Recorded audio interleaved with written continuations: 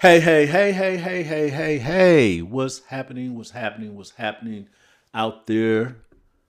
Welcome to another edition of On the Cutting Room Floor. I'm your host, Tony Ray Harvey. And yes, I am podcasting and broadcasting from the southwest part of Sacramento. Let's get right down into it. The Sacramento Kings. Sacramento Kings. What an all-around effort that they had to beat the Los Angeles Clippers 118 to 109, 109, and Intuit Dome in Inglewood for their 17th win of the year. That makes that they won 3 of their last 4 games. They have won 3 of their last 4 games, and I think they done won their last 2 of their last 3 games on the road after not having to win on the opposing team floor since December 6th. So we're seeing some improvements here, right here, towards the end of the season, and they're making that move. DeMar DeRozan had 27.7 assists in 37 minutes. He made 11 to 14 shots from the field and all 5 attempts at the foul line. The Kings improved 17 to 51 overall, 6 and 28 on the road. Yes, they have won 3 of their last 4 games. Pressure Achiuwa. Ooh-wee. 25 points, pulled down 13 rebounds, and had 4 block shots in the contest. One of those block shots was Isaiah Jackson. He just stopped it right there in the middle of the rim. They under the basket. Face up. How you going to do this? He blocked it, of course, but Jackson got the offensive rebound, did score again, but it's just that effort that I'm talking about in the paint. That defensive effort in the paint. No fear in the paint. I'm talking about this comes from Pressure Achiuwa. Sign him up right now. Sign him up. Give him a new contract, okay? I hope he does come back next season. But right now, let's finish off this season. But since the All-Star break, yes, he has been playing well. And it's something that the Kings need to, especially with Keegan Murray still out. He's going to be out for another couple of weeks as well. Maxime Raynaud, 23 points, 5 rebounds, 2 assists. In this game, he hit his first 11 shots. So he was 1 shot off the record, which is 12, I believe, consecutive shots in a row, which is set by De'Aaron Fox when he was in the Sacramento Kings uniform. I see what's happening here, and Russell Westbrook is every part of how these starts are happening. Get Maxime Raynaud in the flow at the beginning of the game, those first 12 minutes. Right away. Then Kings won't be having those, those bad starts where they down 10, 15, 20 points in the first quarter. That's been helping out a lot, and Maxime has been doing it. Man, I'm so impressed with how he's been playing lately. I don't know, it's still yet to be determined if he's going to be a starter in this league. I think he is a starter in this league, but I know one thing: he is a steal in the second round of the 2025 draft, without a doubt, because he is putting up first round numbers for a rookie. Salute. Westbrook, talking about Westbrook. Russell Westbrook, he documented his 209th career double-double with 12 points, 12 rebounds, 10 assists to go along with 4 steals. Oh, he was all over the place on defense. One of them train robberies, one of those steals, he dropped out of the sky or something like that. He came out of nowhere, poof, thin air. And right there in the passing lane, dead right there. I think Drake said it was like a cornerback action or something like that. But that's basically what they need. I know he wanted to play well in his hometown, which he did. And we look forward more to that. We're going to talk about Russell here in a little bit here. Kawhi Leonard had 31 points, 6 rebounds, and 2 steals in 26 minutes. The Clippers, they fall to 34 and 33, 19 and 14 at home. That ended a 4-game winning streak for them. Leonard did lead the game with less than 10 minutes left in the final quarter. Looked like it was apparent ankle injury. I don't know. I didn't get that intel before I came on the air. But hopefully he's all right, because they have been playing well. They've been one of the hottest teams in the since December. I think they're like 28 and 11, 28 and 12 since December 20th. and they are in 8th place, so they are still about 2 games ahead of the Golden State Warriors, depending on considering what might happen or going to happen or not happen with Kawhi Leonard. Hopefully they'll be okay and they can keep doing some damage. They did play Chicago Bulls last night, which they did beat, so they on the second end of their back-to-back. No excuses. Kings got them, and they got them at the right time, and that's how things should be done. That's how things should be done. Okay, so Westbrook triple at the buzzer gave the Kings a 68-54 advantage, their biggest lead in the first 24 minutes. They made 28 of 43 shots in the first half from the field at 68%. Achiuwa had 7 or 8 shots he made from the floor. He made 2 of 2 from distance, 3-point distance, and he knocked down both his free throws in 17 minutes. So he made both his foul shots in that first half. Leonard had made his first 6 shots, and he had 17 points in the first half as well. Now, the Kings were leading by 20 points late in the third quarter. They let the Clippers come back to cut the lead 100-103. But the Kings gathered themselves, and they was able to outscore the Clippers 15-6, which was punctuated with a 3-pointer by rookie Nick Clifford, which ended all scoring for the game. Yeah. Matter of fact, he had a great game too. But let me go back here. I was missing something because we did say Achiuwa, we did say Russell, but Daquan Plowden. He had 15 points, 5 rebounds, 2 assists, and 2 steals off the bench for the Kings.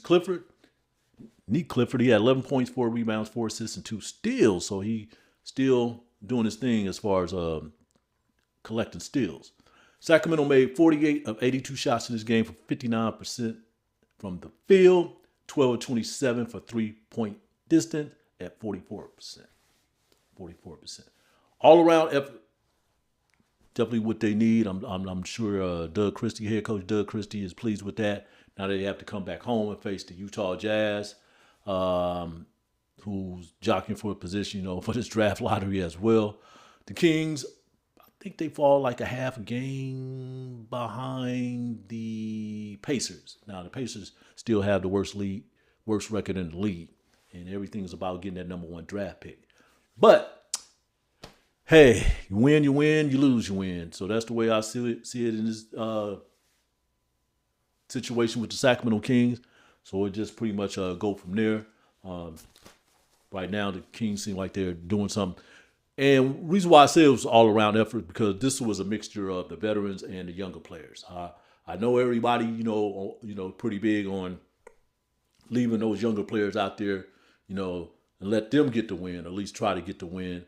But Doug just trying to do what he can do, to get through this season. That's just from my opinion. I don't know what Doug is really doing. I'm just seeing that, hey, let's just get this win the best way we can, okay?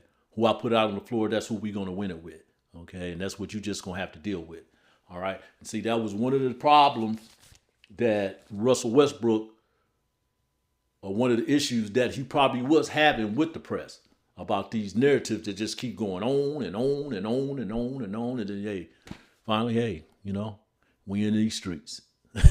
We are in these streets. And yes, I'm talking about, what was that? New Orleans Pelicans game, March 5th. After that game, when he came back and he had, some pointed questions, for the press, and some people responded, and other people,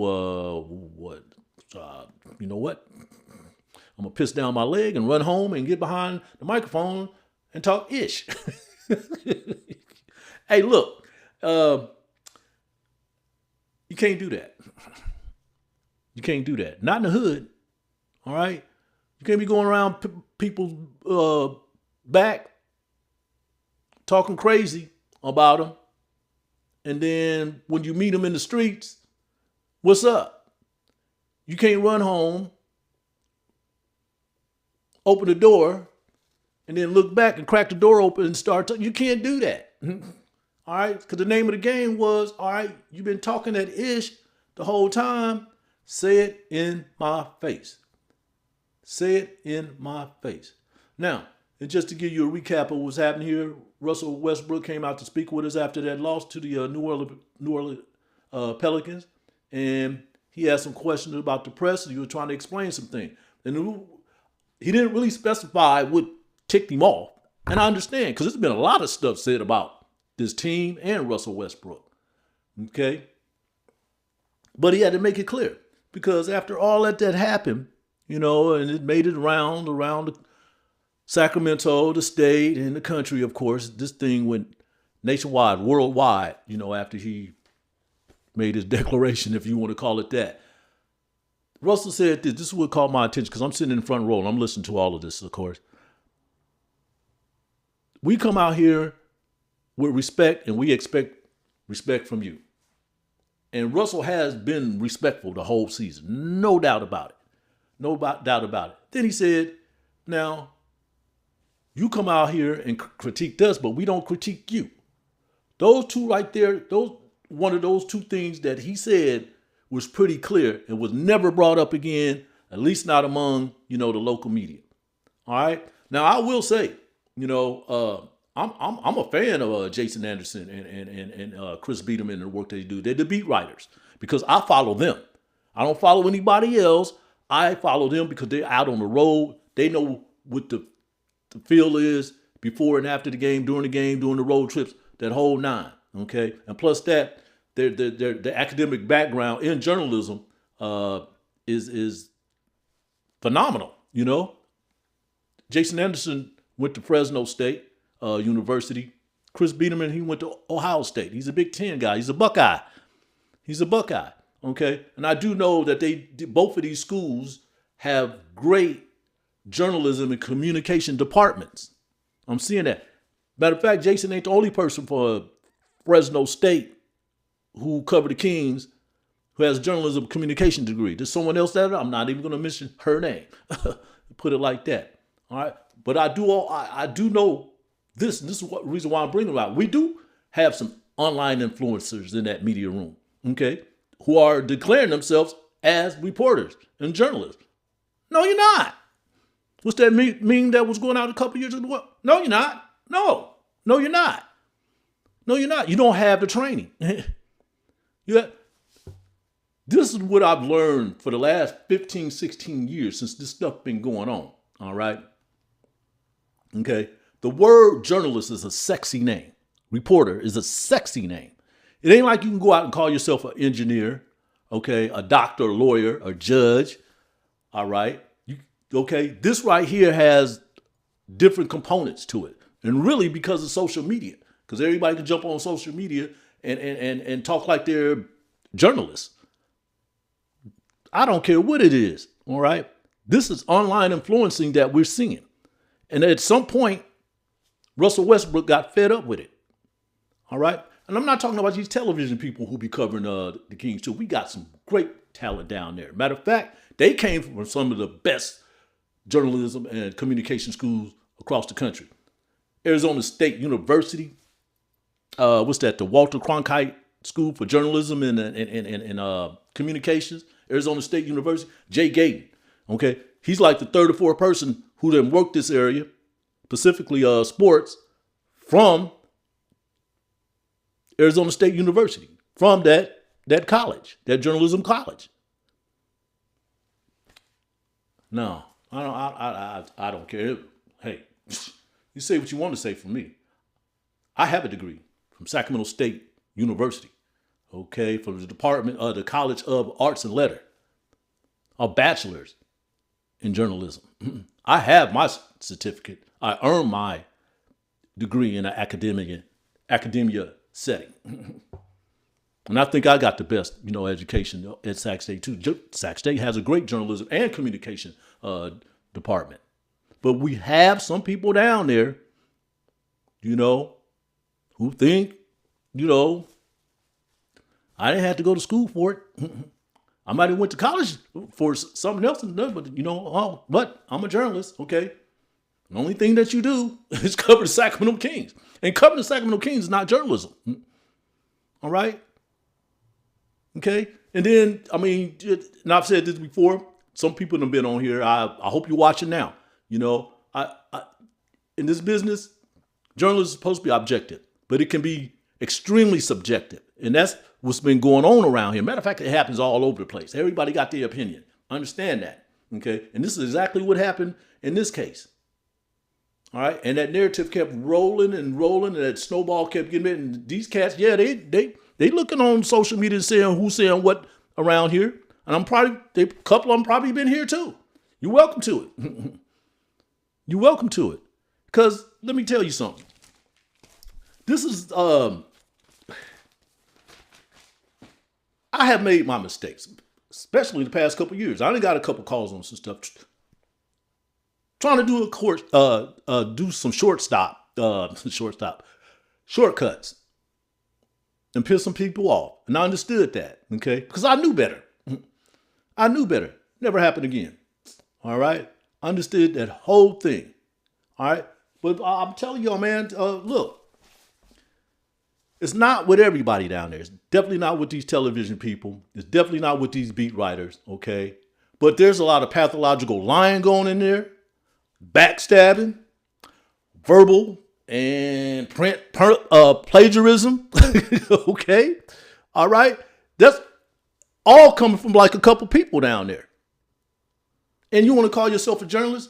You're not supposed to conduct yourself like that, all right? And just pure nosiness.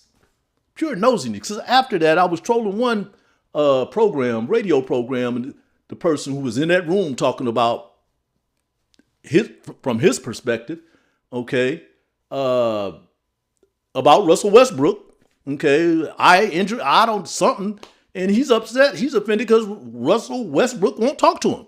And you saying it like, oh, you're supposed to talk to me. I'm me. I'm me. Okay, I've been doing this forever. Forever. My gosh. That's what goes on around here. Of course, I'm going to talk about it. I'm at that age where these things have to be brought out. All right. Simple as that. Because this business right here is about training. It is about discipline. Okay. And I know somebody going to steal what I say anyway. Okay. This is my practice. And I take it seriously. I take it real seriously. I go all the way back to the 1800s, how this whole thing started too, okay? And the people that I'm talking about, you are not defenders of the fourth estate. And you know what the fourth estate is? We got three branches, right? Executive, judiciary, and legislative, all right? Where's the fourth one? De facto. And that's the press. Why? Because we offer fair and balanced news. We gather information and disseminate it to the masses. We keep government accountable for its action. Go down there in that media room sometime. It's all about that person. That's why I came up to this. All right. That's how come it had to be spoken. Because there's a certain evilness that goes on down there. A few podcasts ago, I was talking about the culture of losing. And I'm talking about the Sacramento Kings franchise, because it is a culture of losing, a legacy of losing. All right. And how it permeates all outside the organization, where it seeps all into that media room too. It does. I don't know anywhere else where this stuff takes place. I tell you one thing, when I'm down there at the State House, the California State Capitol, covering politics, don't reporters down there, man, every time somebody said, with their phone, Twitter and out stuff like that, okay? They don't want nobody knowing what they're doing until they get their print out anyway, okay? Anyway, and I'm telling you, I'm working with the best down there too, okay? The University of Missouri has a great journalism communication department. There are a couple people that work down there that cover the politics down there at the state capitol, okay? There's a couple people from Northwestern University, from my home state of Illinois, north of Chicago, Evanston, Illinois. Okay. Northwestern University, Medill, I think it's Medill Journalism. All right. Tell you something about this school, this university. Now, it's right down the street from Loyola University, which is another private university. But Northwestern, that's the Ivy League school of one of the Ivy League schools of the Midwest. All right. This school, back in the mid-2000s, okay, basically, practically, literally, okay, decimated capital punishment in the state of California. They took on some capital punishment, Illinois. They took on some capital punishment cases and found out that they were faulty.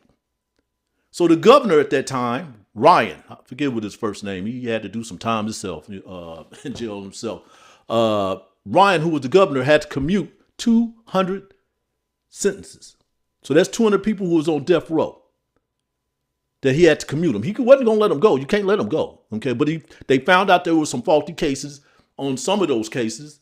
Those people who was convicted and put on jail and death row. Northwestern University.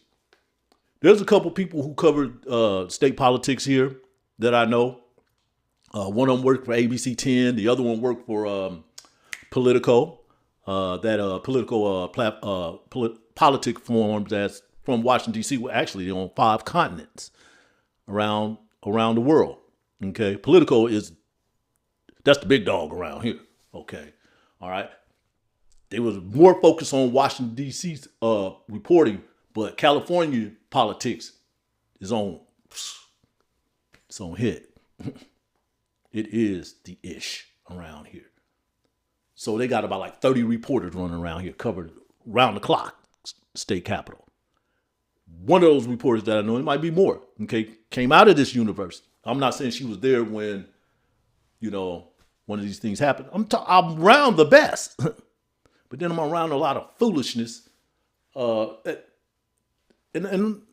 let me clear some things up though, okay? Some people that I don't even know if, how long they've been in journalism. They busting their tails off down there covering the Sacramento Kings. I know who they are, okay?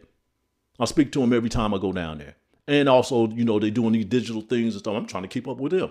I understand that. But it's like I said, there's only like 1 or 2 of them down there, that's really like, I'm a journalist. No, you're not. No, you're not. No, you're not. All right. Now, I've said this myself too, because I know, put it like this. Russell is the hero of the moment right now. He's the local hero. No. You can't piss down your leg and then try to declare yourself or anybody else try to declare you a hero. All right. And I say that because the tone has came down. Russell Westbrook had been respectful this whole season right up until this point, to my knowledge. All right. A few of us, we only have the privilege to have access to the locker room before and after the game. And I see him doing his thing. I do not bother him. Because it seemed like, call it a ritual or routine or whatever, because he's sitting there. When I go in there, he's watching, the opposing team, who the opposing team was playing before they came to Sacramento. Okay. Now you talk to all those other people, that work for the Kings and his teammates and all that thing. I just leave it at that. I'll leave it at that. I'm not going to say something to him, and then if he doesn't say anything to me, get offended about the whole thing, because I'm not making this about me. We don't do that. We don't do that.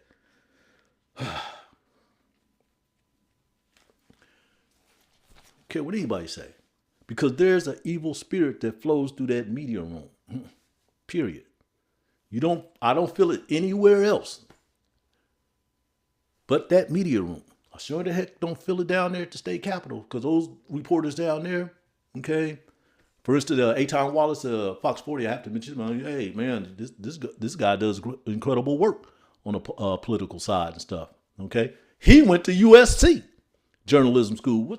What's that school? Annenberg Institute of Journalism on the campus of USC. That's what I'm talking about. Russell Westbrook flushed out a lot of stuff here. That's why I'm having this conversation with you folks. All right?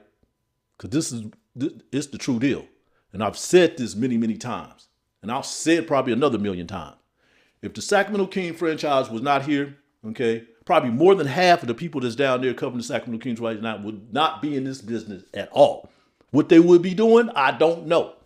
But they would not be in the communication and journalism. All right? Now, these more skilled journalists who have degrees and stuff like that, yeah, they can go on and do their thing.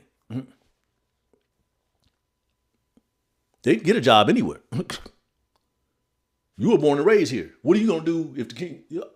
It's not going to happen. I know this. So let's just get there. All right. Because I can tell you right now, when the Kings was about to book up back in 2011, 2012, be sold to Seattle, whatever, I was going to have to leave. Okay. And I've been living here for almost 40 years. I actually love it here. That's why I'm still here. But I'm not going to be in one place where they do not have professional sports. Okay. Because I want to do everything. I want to be somewhere where they have professional sports and I can do other things on the side or whatever as far as journalism. That's how we do it here. But if the Kings all of a sudden were to leave tomorrow, what the hell, y'all? What are you going to do? All right? Things are already changing. Fox 40, the company that owned Fox 40 television studio here, I want to say Nexstar. Well, they about to buy the company that owns ABC 10. Right? This is already in the works right now. Okay, the board of governors, they already voted on it. The company that owns Fox 40 is going to buy ABC 10. So I don't know how far that's going to go with the Federal Communication Commission if they can have two stations in one market.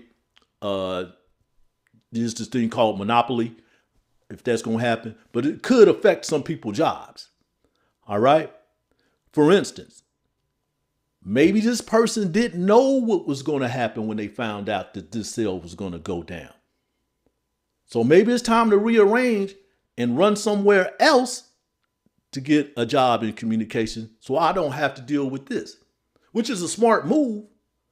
But usually when things like that happen, this is not a merger. This is not even a hostile takeover. They're just buying it. Okay. All right.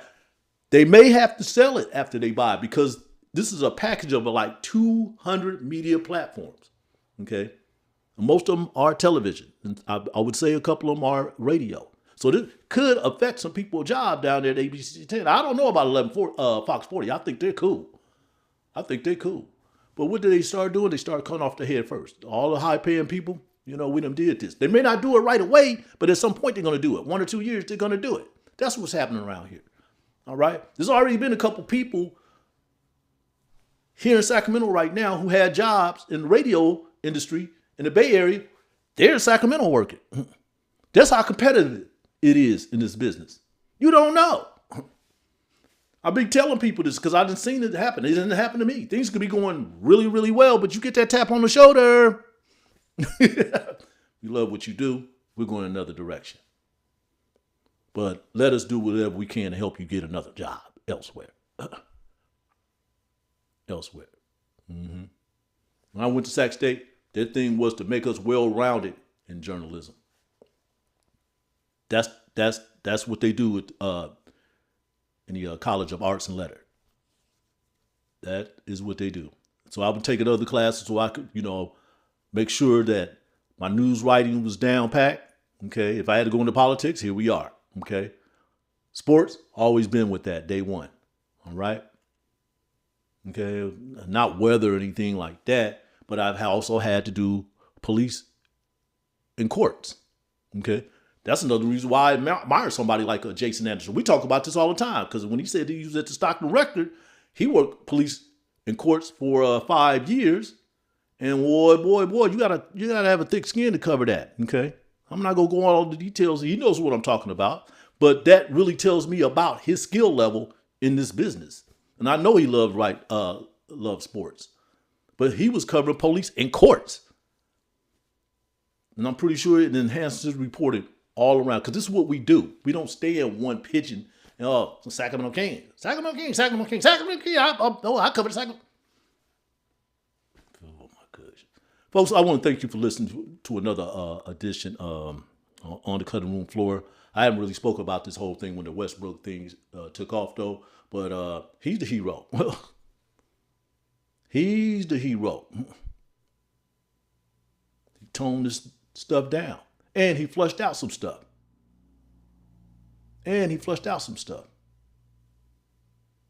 But it also keeps us all,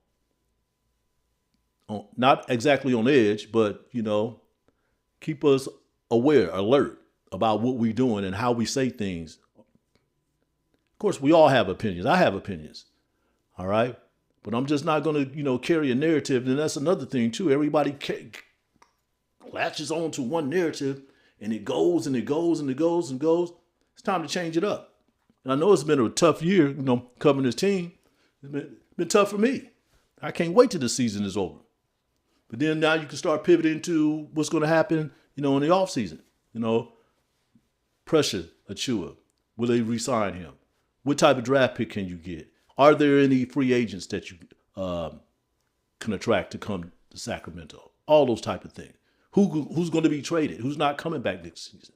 All right, we're talking about those things now, but you could elevate those, after the season. I have to do it in the right way. But understand this, with me, with this art, and I'm talking about journalism, I'm talking about the Fourth Estate, I'm real about this. I'm always going to be real about this. I got my ish. I got it from Sac State. So I can talk like this. I'll be back during the next road trip, these next 3-4 games that's going to be at home at Golden One Center. I don't do that, but I do appreciate this season that you've been sticking with me, coming through and hearing what I got to say. I know I went on a little bit too long about this, but I've been thinking about this whole time. Yeah, it's been having a lot of conversations, all right? This thing has resonated about how we handle things here in the local media. With all respect to the ones that I know who are journalists, you got it going on. But all that online influence and stuff right there, which is not going away, and I don't expect it to, just remember something. No, you're not. No. Nah.